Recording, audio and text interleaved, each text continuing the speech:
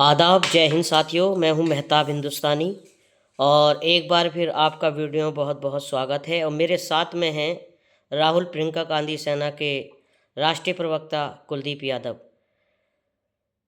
कुलदीप यादव जी, आपका बहुत बहुत स्वागत है। और एक इनके गांव में भटपुरा गांव है, ज़िला पड़ता है जौनपुर। कुछ विषय को लेकर ये आज दिल्ली आना हुआ है इनका, जो कि मुर्गी फार्म है।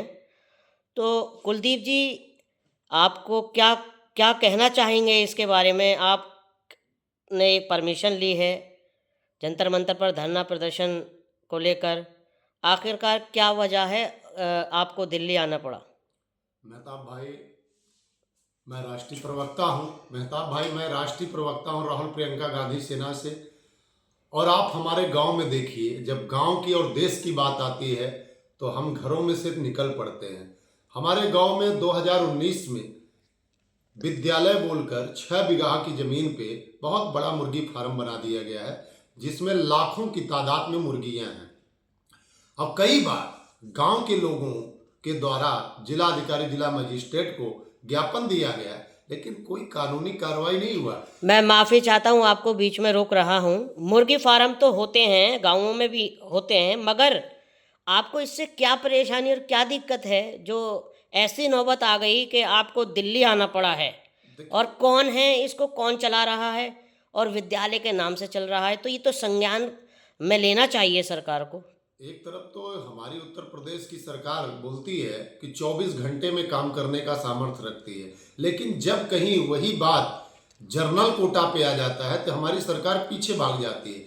और प्रॉब्लम ये है मेहताब जी, हमारे गांव में हमारे घर से 50 मीटर दूर पर मुर्गी फार्म है और 100 मीटर पे घनी आबादी, पूरा क्षेत्र चारों तरफ से है, जिसका ज्ञापन मैं 9 जून को माननीय मुख्यमंत्री उत्तर प्रदेश जी को दिया। लेकिन अभी तक उत्तर प्रदेश के माननीय मुख्यमंत्री साहब जी की तरफ से कोई कानूनी कार्रवाई नहीं हुआ। और गांव में इतनी ज़्यादा समस्या है कि गांव में इतना ज़्यादा 2-3 किलोमीटर तक बदबू जाता है। लोगों का आम जीवन का रहना गांव में मुश्किल हो रहा है। और बड़ी बात यह है कि मुर्गी फार्म में जो बच्चे होते हैं, जब छोटे बच्चे होते हैं मुर्गियाँ, तो इनको इंजेक्शन लगाया जाता है। तो इंजेक्शन लगाने से इनके अंदर पॉइजन हो जाता है। वो पॉइजन जब अंडा देते देते खत्म हो जाता है, लेकिन जब अंडा देने से पहले उनकी मृत्यु हो जाती है मुर्गियों का, तो उसे मुर्गी फार्म से बाहर फेंक दिया जाता है। और जब उसे बाहर फेंक दिया जाता है तो उसे कुत्ते खा जाते हैं। जब कुत्ते खाते तो वो कुत्ते 10-15 बार जब खाएंगे तो पागल हो जाते हैं, और पागल होकर गांव के जो पालतू पशु हैं उस पर अटैक करते हैं। बिल्कुल सही कहा, क्योंकि वो इंजेक्शन की मात्रा इतनी हाई होती है कि कोई भी जानवर उसे मुर्गी को खाने के बाद वो अपना आपा खो सकता है। जी, तो जिससे आम किसान वालों की लाख रुपए की या 50,000 रुपए की गाय और भैंस रहती है, पागल कुत्तों के वार से उनकी भैंस और गाय मर जाती है।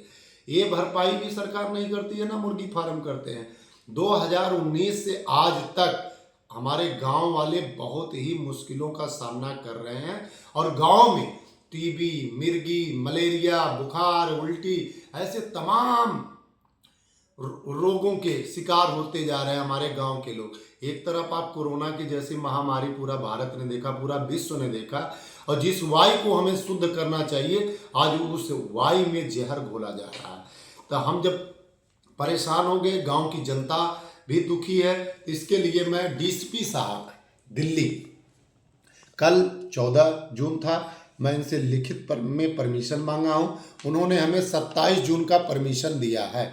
मैं महामहिम राष्ट्रपति श्रीमान द्रौपदी मुर्मू जी को भी लिखित ज्ञापन पहले भी भेज चुका हूं, और फिर प्रोटेस्ट करने के बाद फिर उनको ज्ञापन दूंगा और व्यक्तिगत मुलाकात भी करूंगा। चौकीदार, हमारे प्रधानमंत्री जी कहा करते थे कि हम चौकीदार हैं। हम चौकीदार माननीय प्रधानमंत्री मोदी जी के पास भी लेटर दे चुके हैं, अभी तो कोई जवाब नहीं आया। पूरे गांव के साथ माननीय प्रधानमंत्री मोदी जी से भी मिलेंगे, अब पूछेंगे कि 2019 से इतना गांव के लोग ज्ञापन दिए, हर एक चीज़ किए, लेकिन सरकार क्यों सो रही है, कैसे नींद आ रही है। लाखों की संख्या में कई गांव आते हैं, जैसे कि हम बता दें भटपूरा, बक्सा, सुजियाम, जागनपुर, भैरवपुर, सड़ेरी, इतने सारे गांव आते हैं। लाखों की संख्या में वहाँ पे जनता रहती है, पशु रहते हैं, जो हमेशा डर के अभाव में जीना पड़ता है, लेकिन प्रशासन कोई कार्रवाई नहीं कर रही है। तो आपने ये पहल शुरू की है, मुहिम शुरू की है, तो आपको लगता है क्या आपकी सरकार सुन पाएगी? देखिए, क्या उम्मीद है आपको राज्य सरकार से या केंद्र सरकार से?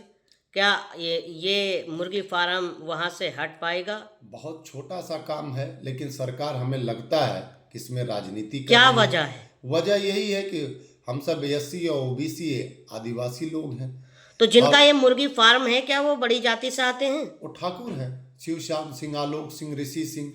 जहाँ सिंह आ गए हैं वहाँ काम कहाँ सरकार करती है? आप सबने देखा किस प्रकार से बृजभूषण शरद सिंह आज भी आज़ाद घूम रहे हैं। तो जैसे कि आप राष्ट्रीय प्रवक्ता हैं राहुल प्रियंका गांधी सेना के, तो जो इस संगठन के राष्ट्रीय अध्यक्ष हैं पंडित जगदीश शर्मा जी, क्या और जो उपाध्यक्ष हैं क्या वो भी मौजूद रहेंगे इस प्रोटेस्ट में? क्यों नहीं रहेंगे? जब हमारे राष्ट्रीय अध्यक्ष राहुल प्रियंका गांधी सेना के पंडित जगदीश शर्मा जी और पूरी टीम आज पूरे भारत में राहुल प्रियंका गांधी सेना से प्रतिदिन इसलिए लोग जुड़ रहे हैं क्योंकि राहुल प्रियंका गांधी सेना, पंडित जगदीश शर्मा जी का दिशा निर्देश है कि हमें अपने गांव, अपने लोगों की आवाज़ उठानी है, हमें भारत की आवाज़ उठानी है। और आप सबने देखा है कि राष्ट्रीय अध्यक्ष पंडित जगदीश शर्मा अभी कश्मीर गए थे, उन्होंने तिरंगा कल मार्च निकाला और कैंडल मार्च लाल चौक पे करने का काम किया। और उसके बाद देखिए कितना बड़ा सिंदूर ऑपरेशन हमारी दो बहनों ने करने का काम किया, कर्नल सूफिया कुरैशी, व्योमक्या सिंह। तो हमारे पंडित जगदीश शर्मा राष्ट्रीय अध्यक्ष जी हमें सबको सपोर्ट करते हैं, पूरी टीम को सपोर्ट करते हैं और लड़ना सिखाते हैं। और हमारे जननायक माननीय राहुल गांधी जी कहते हैं कि डरो मत और न्याय का अधिकार मिलने तक लड़ते रहो। और मैं लड़ता रहूंगा।